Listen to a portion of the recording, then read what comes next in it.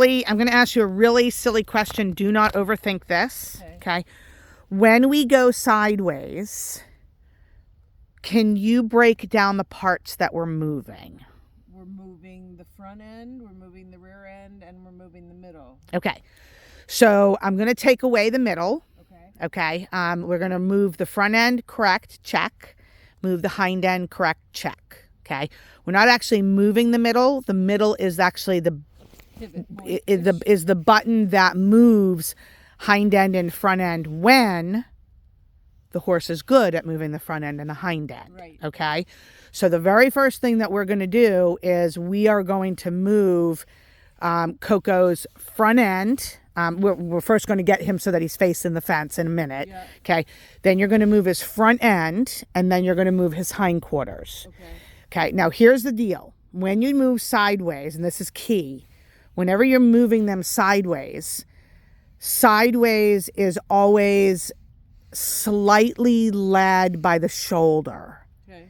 It should never be led by the hind end. Okay. It can, although, move at the same time. Okay. But typically, if I'm having trouble, like probably to go into his right with you on his left, we're probably not going to have any issue at all. Okay, so we'll be able to go move front end, move hind end, move front end, move hind end, and then I'm going to say, okay, now you can incorporate the middle button, okay, in order to move him sideways. Okay, that's probably likely what's going to happen on the left. Going the other way when you're on the right, you are not going to be able to use the middle button because he doesn't even know how to move the front end and hind end independently.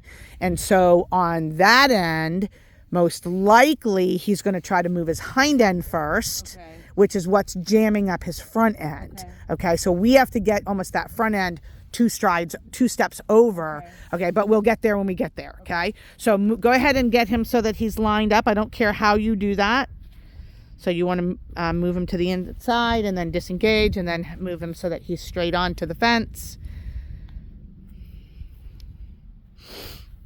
Good. Now go ahead and start moving front end.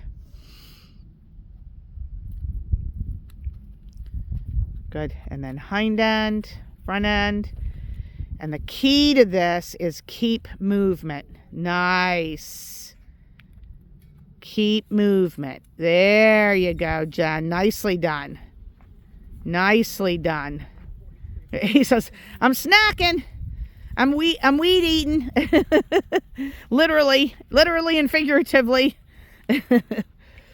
So as he starts to go, you can start to lengthen the line a little bit, okay?